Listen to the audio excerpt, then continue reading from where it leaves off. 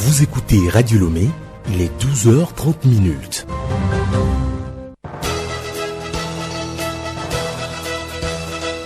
Le journal Hélène Assabi. Mesdames et messieurs, bonjour. Merci de nous suivre dans ce journal.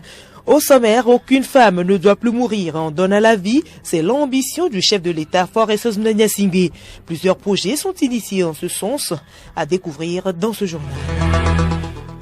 De nouveaux projets sont aussi élaborés pour la promotion de l'école inclusive au Togo, à suivre également dans cette édition.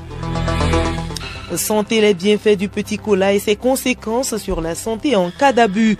Et puis, Burkina Faso, les forces armées ont annoncé avoir neutralisé au moins 65 terroristes au cours d'actions dans plusieurs provinces.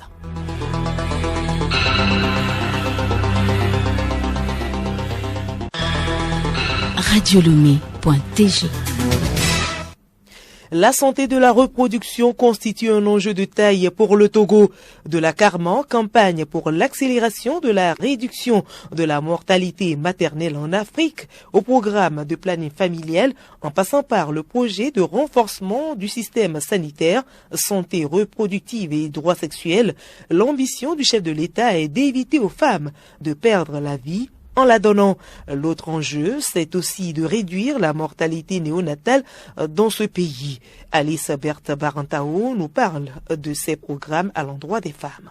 Aucune femme, quelle que soit sa couche sociale ou alors son milieu de provenance, ne doit perdre la vie en donnant la vie. C'est le vœu du président Faure envers les femmes en couche. Plusieurs programmes sont donc mis en place pour permettre de prendre soin des porteuses d'enfants sur toute l'étendue du territoire. Le plus récent est le programme national d'accompagnement de la femme enceinte et du nouveau-né Wezu. Depuis le début du programme en août 2021 jusqu'en juin 2023 dernier, 384 332 femmes enceintes ont été enrôlées par le programme Wezu. Elles sont bénéficiaires de cette initiative salvatrice dont l'accouchement est payé par l'État. Wezu est ouvert à toutes les femmes enceintes vivant au Togo dès la confirmation de l'état de grossesse, y compris les étrangères résidant au Togo. Le programme accorde une dérogation spéciale aux mineurs. À la date du 30 juin dernier, elles étaient 11 111 mineurs à être enrôlés. Le programme Wezu arrive à contrecarrer les éventuelles complications en les détectant pour une meilleure prise en charge, ce qui stoppe les décès maternels et néonataux. Un autre programme de la santé de la reproduction au Togo, c'est la Karma, lancé en 2011 par le gouvernement pour réduire la mortalité maternelle en offrant un kit pour toutes les femmes nécessitant une opération césarienne. Avant l'introduction du kit au Togo, il fallait en moyenne 2 heures et demie entre le moment où la décision de pratiquer une césarienne était prise et le moment où tous les produits étaient prêts dans la salle d'opération. Ce qui amenait les parents de la future maman à se démener pour se trouver les différents produits. Ceci conduisait quelquefois à des pertes des femmes en couche ou et de leurs bébés. Le kit introduit en 2011 pour subventionner les femmes enceintes contient des produits spécifiquement sélectionnés pour répondre aux besoins du médecin opérant et pour la prise en charge post-opération de la mère. Avec le programme Wezu, on note à présent la réduction de la mortalité maternelle de 25%. Les autres programmes sont également en marche au Togo, à savoir le programme de planning familial, en passant par le projet de renforcement du système sanitaire et santé reproductive et droits sexuels. Autre domaine visé également par le gouvernement, l'école, qui a connu des avancées notoires ces dernières années. Mais le gouvernement veut toujours mieux faire. C'est le sens de nouveaux projets à faire la promotion de l'école inclusive partout sur le territoire. Juliette Camdet. L'un des défis à relever, c'est d'avoir autant de filles que de garçons à l'école et y garder celle-ci aussi longtemps que possible. Le projet d'amélioration de la qualité et de l'équité de l'éducation de base met l'accent sur la convenance de l'enseignement, l'accès équitable à l'éducation et le renforcement de la gestion et la résilience du système éducatif. Il est aussi question de moderniser les infrastructures et garantir des investissements dans la qualité de l'éducation. Le projet est destiné à 102 000 enfants scolarisés et 36 000 enseignants.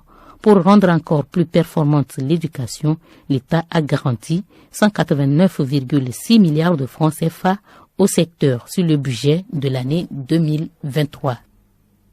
Merci à vous Juliette Kamder. Autre sujet dans ce journal, nombreux sont ceux qui les affectionnent. Ces petits fruits appelés petits colas, à Lomé, il est vendu à la sauvette dans pratiquement tous les quartiers et au coin de rue. Pourquoi les uns et les autres s'y intéressent autant? Alou Noyoué et Nabarana Faranoudar ont fait un tour dans quelques rues de la capitale. Voici leur vue et entendu. Carrefour boulevard de l'OUA, ancienne mairie dans le quartier administratif à Lomé. Sur des plateaux, ces petits colas sont attachés sous différentes formes dans des sachets transparents. Les vendeurs de ce fruit attendent sur les trottoirs. Ils guettent des occasions. Une fois le feu rouge allumé, véhicules et motos stationnés, ils courent, se précipitent et se faufilent entre les engins pour proposer leurs marchandises. Petit cola, 100 francs, 200, 500 000 francs. Ils vendent ainsi ces petites noix à ceux qui s'y intéressent. Coco, comme nous l'avons surnommé, sourire aux lèvres, dans sa combinaison bleu-noir, plateau en main, donne les raisons de la vente du petit cola. Ça évite les maladies et je veux la viande. Dans son véhicule sombre, discrètement, Adiro, en arrêt au feu rouge, descend sa vitre et prend 3 sachets de petit cola. Je viens d'acheter le petit cola parce que ça guérit les maladies. Entre-temps, je souffrais des plaies et quelqu'un m'a conseillé de manger le petit cola. Et quand j'ai mangé, vraiment, ça m'a soigné et les plaies sont parties complètement. Et en plus aussi, j'avais le sommeil et la fatigue. Quelqu'un aussi m'avait conseillé, si quand je mange le petit cola, tout ça là, ça va partir. Et quand j'ai mangé aussi, c'est parti complètement. Peu connu il y a quelques années, le petit cola est de nos jours prisé par de nombreuses personnes pour ses multiples vertus.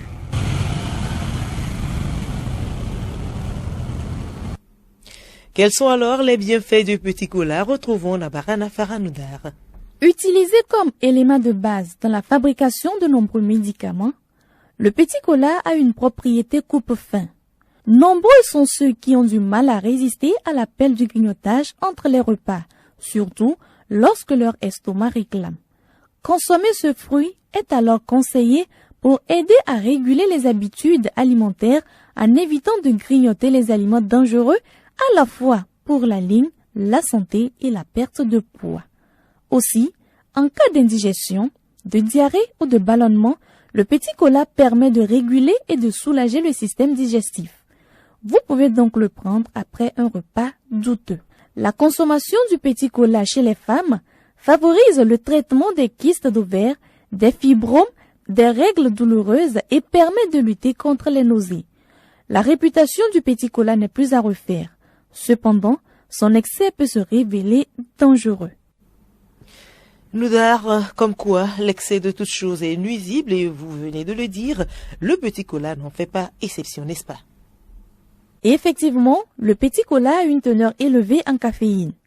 L'excès de consommation de celui-ci peut causer des problèmes cardiovasculaires. La forte présence de caféine entraîne un dérèglement et des taux de sucre incorrects. Le petit cola n'est donc pas l'allié des personnes atteintes de diabète. Il peut aussi entraîner des maladies oculaires, notamment des glaucomes. L'abus du petit cola peut causer également des problèmes digestifs comme l'aérophagie, accumulation de l'air dans l'estomac. Une consommation excessive de ce fruit peut engendrer des problèmes buccaux, pouvant même aller jusqu'au cancer de la bouche. Consommer le petit cola, oui, mais attention à ne pas en abuser. Il est donc important d'éviter sa surconsommation. Merci à vous, Nabarana Faranoudar. Et l'excès de la consommation du citron peut également avoir des conséquences négatives sur la santé. Mais ici, nous parlons de ses vertus. Même pressé, ce fruit peut encore être utilisé. Bénédicte Kanda. Si vous avez les ongles ternes et que des taches apparaissent, vous pouvez leur redonner leur blancheur avec un citron. Pour cela, frottez vos ongles avec les restes d'un citron. L'acidité va enlever les taches incrustées, nettoyer les ongles et les rendre plus blancs. Le citron a des propriétés nettoyantes, désinfectantes et antiseptiques. N'hésitez pas à nettoyer vos vitres, vos miroirs, votre vaisselle et votre surface avec les restes d'un citron pressé. Frottez un demi-citron, même s'il a été vidé de son jus, sur une surface pour lui rendre tout son éclat. Le citron peut également servir à désinfecter du matériel de cuisine, comme une planche à découper ou à enlever le tartre. Pour cela, frottez votre robinetterie avec un demi-citron pressé, laissez agir et frottez le tout avec une brosse pour éliminer les traces de calcaire. Cette astuce qui va suivre peut paraître étonnante, mais elle fonctionne. Les saignements de nez sont généralement sans gravité, mais peuvent rapidement devenir inconfortables. Pour les arrêter rapidement, il suffit de presser un citron entamé sur un bout de coton et de mettre ce dernier dans la narine qui saigne. Les propriétés du citron vont agir comme un coagulant qui va arrêter le saignement de nez rapidement. Et enfin, les fourmis ne supportent pas l'odeur et l'acidité qui se dégagent d'un citron et vont rapidement s'éloigner si vous en utilisez. Pour éviter d'avoir recours à un insecticide toxique, pressez quelques gouttes de citron sur les lieux de passage des fourmis dans votre maison.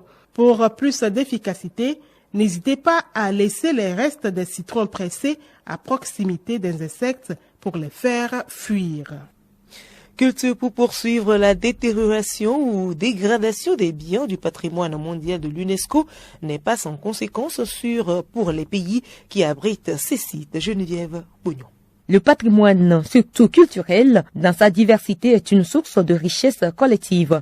Il incite au dialogue et constitue un facteur de rapprochement, de tolérance, de liberté et de respect. Sa destruction représente une menace pour la paix. La perte du patrimoine est également synonyme de perte de l'identité. Cette perte peut aussi avoir des enjeux sociaux comme la disparition de la biodiversité, entraînant des effets graves sur les moyens de subsistance, l'économie et la qualité de vie des populations. La dégradation des zones de vie des populations et l'altération de la santé des espèces humaines constituent également une des conséquences pour la destruction des sites du patrimoine mondial. Pour ce faire, l'UNESCO a adopté une stratégie qui vise à renforcer la capacité des États membres à la Convention à prévenir et à atténuer la perte du patrimoine culturel résultant de conflits ou de catastrophes naturelles. L'institution onusienne a incorporé la protection de la culture dans l'action humanitaire et les stratégies sécuritaires.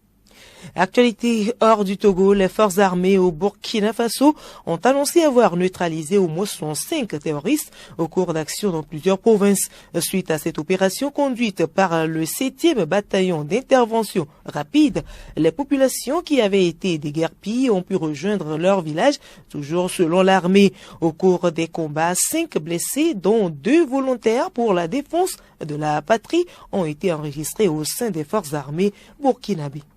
En Côte d'Ivoire, près de 8 millions d'électeurs étaient appelés à voter hier pour élire les maires et les présidents du conseil régionaux.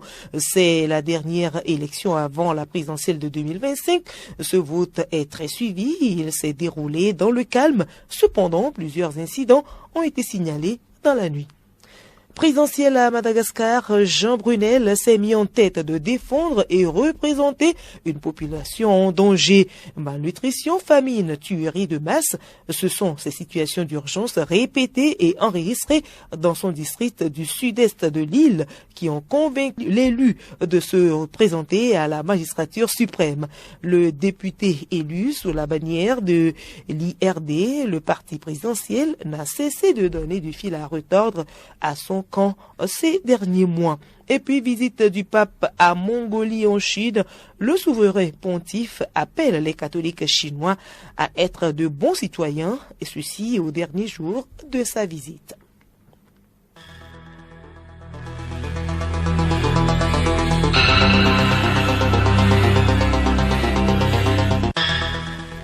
Point final à ce journal. Merci à vous de l'avoir suivi. Le rappel des titres. Aucune femme ne doit plus mourir en donnant la vie. C'est l'ambition du chef de l'État, Faure Gnassingbé. Plusieurs projets sont initiés en ce sens et vous les avez découverts dans ce journal. Et il y a eu d'autres projets également pour élaborer également dans la promotion de l'école inclusive au Togo. Vous les avez suivis également dans cette édition. Nous avons aussi parlé des bienfaits du petit cola et ses conséquences sur la santé en cas d'abus.